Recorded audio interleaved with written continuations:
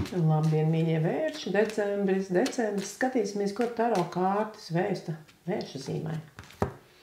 Vērši būs ārkārtīgi pārliecināti paši par sevi, spēkpilni, ražīgi, darbīgi, profesionāli, izdarīgi, meistarīgi. Nu, kas var būt labāks par to, ka vērsis ir ķēries parādīt visu to, ko viņš māk. Un viņš māk daudz, viņš zina daudz, un ir spēks, un ir laiks to parādīt. Un šis ir laiks, kad jūs varat padižoties paši ar sevi, ka jūs varat būt ārkārtīgi apmierināts gan ar savu veselību, gan ar savu fizisko varēšanu, gan ar savu profesionālo varēšanu. Vienot sakot, tā ir tāda prasme būt pašam savas dzīves kalējam, visu procesu virzītājam un veidotājam.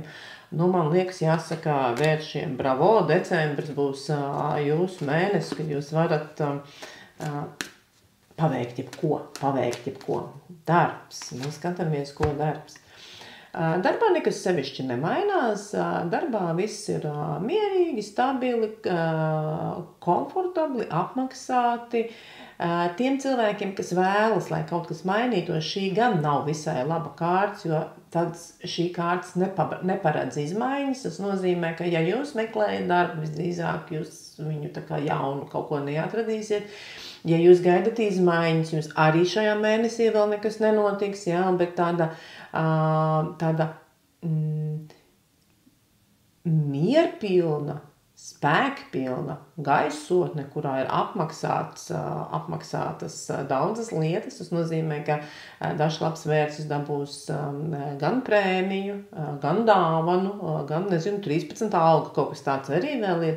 Jā, tādus papildus bonusus, kurus saņemat jūs ar cieņu, jūs patiešām esat nopelnījis, jo jūs taču esat labākais šajā mēnesī, katrā ziņā gada nogalē kopsumā, tas darba jomā kaut kā ļoti, ļoti izdevīgi un apmaksāti, jā. Daudzas lietas varbūt var iekrāt pat kaut ko, pat ir tāda sajūta, ka jūs varat kaut ko no paveiktā nolikt kā savu bagāžu, kā savu balvu. Tas iespējams ir kaut kādi paveikti projekti, ko jūs varat ierakstīt savā darba pieredzē. Nu, tāda iespaidīgas lietas. Nu, kā tad attiecībās? Skatāmies, kas būs attiecībās. Attiecībās arī ir ļoti kaut kāda jauna lieta, kas saistīta ar jaunu uzsākumu. Tas nozīmē, ka tiem, kam ir attiecības, ka tie varētu uzsākt kaut kādu jaunu etapu. Es nezinu, varbūt jūs esat pārvākušies uz jaunu dzīvokli vai jaunu māju. Varbūt jums ir radusies doma, ko jūs kopīgi darīsiet. Vai jūs pirmo reizi kaut kur kopā dosieties, vai jūs plānojat bērnu jūsu ģimenē. Tā ir tāda ideja, kas ir radusies kā ideja, ko mēs turpmāk realizēsim. Varbūt jūs turpmāk dosieties uz sporta zāli kopā. Ja? Tā kā tāda vienojoša, tāda skaista zelta grauds, ar ko jūsu ģimene tagad būs bagātāka nekā viņa bija līdz šim. Nu, arī partnerattiecības, jebkura attiecības, ja? Un neaizmirstiet par dāvanām. Lūdzu, neaizmirstiet, mīļie vērši, jūs zinat dāvanu spēku. Jā, nu, ar tādu dāsnu došanu lūdzu savam partnerim kaut ko skaistu. Tiem, kas tikai meklē attiecības, šī ir ļoti